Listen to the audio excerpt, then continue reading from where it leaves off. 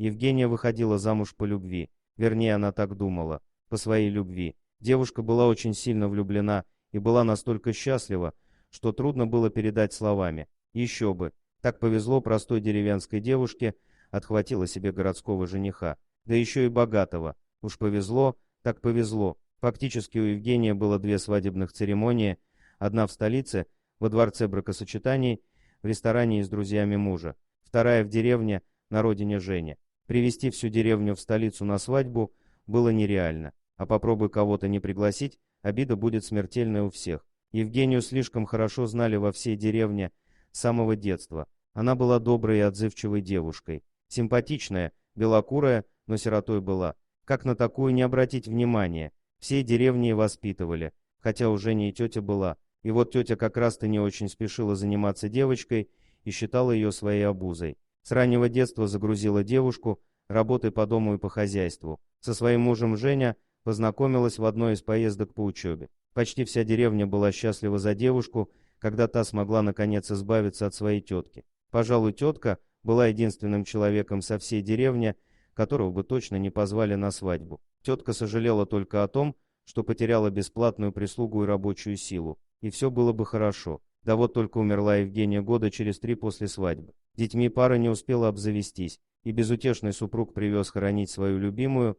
в ее родную деревню. Пораженные такой новостью, деревенские жители даже не поинтересовались, почему хоронят Женю здесь, а не в столице. Они думали, что все правильно, девушка должна быть похоронена вместе со своими родителями, которые лежали здесь, на деревенском кладбище. Когда гроб привезли в деревню, безутешный муж почему-то все время настаивал на том, что крышку гроба открывать нельзя. Дескать, Женя не просто так умерла, была авария, и она сильно покалечилась, а лицо ее было изуродовано. Деревенские согласились и стали копать яму на кладбище. Все пришли на похороны Евгения, только тетки не было. Тогда староста деревни сказал, что похорон не будет, пока тетка не придет. Всю жизнь она девчонке испортила, так пусть хоть в последний путь ее проводит нормально. И если она не явится, то он прикажет участковому притащить ее на кладбище силой. Когда же тетка явилась, то ругалась, на чем свет стоит. Староста не подумал о ее скверном характере. Надеялся,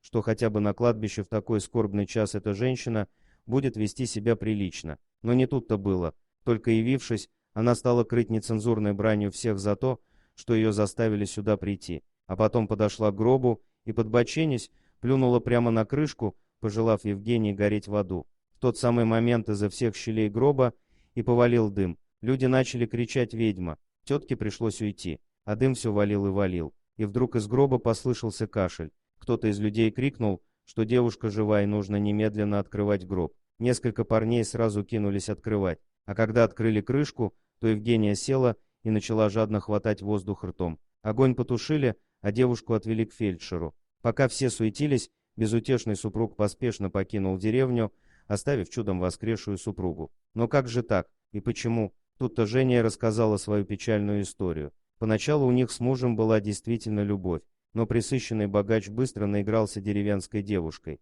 И когда Женя забеременела, он заставил ее сделать аборт. А потом снова заставил, и тогда поняла Евгения, что попала она в золотую клетку. Возвращаться ей было некуда, и девушка смирилась. Смирилась с тем, что муж сделал из нее прислугу. Смирилась, когда он пропадал ночами и даже приводил в дом любовниц. Но вот когда он заявил, что любовница будет жить с ними и родит ему сына, Евгения решила подать на развод. Но вот беда, при разводе ей кое-что полагалось. А муж совсем не хотел делиться своим имуществом и деньгами с надоевшей женой. Тогда-то мерзавец и задумал всю эту гнусную историю с несуществующей аварией и поспешными похоронами в деревне, на родине и в закрытом гробу. А расчет у него был простой: в глубинке никто не проверит, никто никаких справок не спросит. Но что же случилось? Откуда весь этот дым и мистицизм? Ведь он влил изрядную дозу снотворного жене.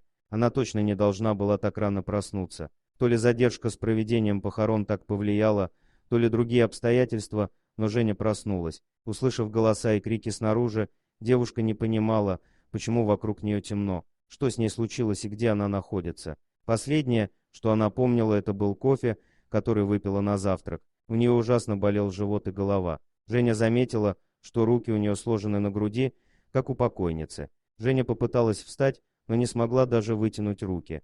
Холодный пот прошиб девушку. Ее подозрения оправдались, она в гробу. Но, Господи, ведь она жива. Девушка стала ощупывать пространство вокруг себя. Она хотела перевернуться, но не получилось. И вдруг что-то зашуршало. Очень знакомо, словно что-то хлестнуло, затем хрустнуло и затихло. Женя догадалась, что это спички. По какой-то счастливой случайности у нее в гробу оказались спички. Она пошевелилась и снова услышала тот звук. Девушка нащупала коробок, но пока слабо представляла, что с ним делать. Судя по тому, что она отчетливо слышала голоса снаружи, Евгения понимала, что ее еще не похоронили. Но вот-вот это сделают. Ее тетка верещала все громче и громче. Ее голос невозможно было не узнать. Девушка услышала, как тетка пожелала ей сгореть в аду. И ей тут же в голову пришла мысль, которая стала спасительной. Она чиркнула спичкой и прошептала: «Я всю жизнь живу в аду», а дальше все уже известно: дым, крики, фельдшер и медпункт.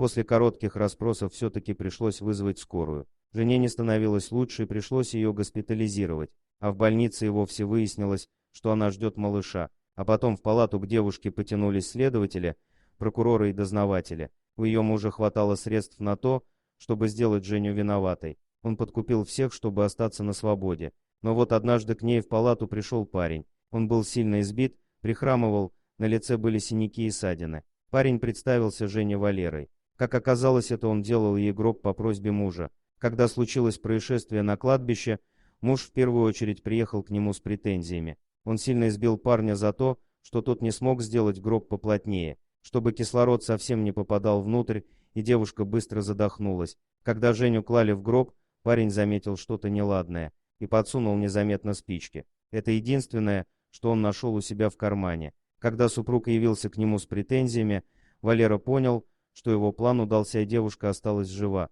Но отыскать ее в районной больнице не составило труда. Один раз к ней пытался пройти и муж, но медсестры не пустили его. Валера в суде выступил единственным свидетелем. С Жени сняли все обвинения. Далее она подала на развод и отсудила у негодяя все: бизнес, недвижимость и деньги. Его любовница, ради которой он так жестоко поступил с женой, сразу же бросила его и без сожаления. Дорогие друзья, если вам понравилось видео, поставьте лайк, а также подписывайтесь на канал, где найдете еще много интересного.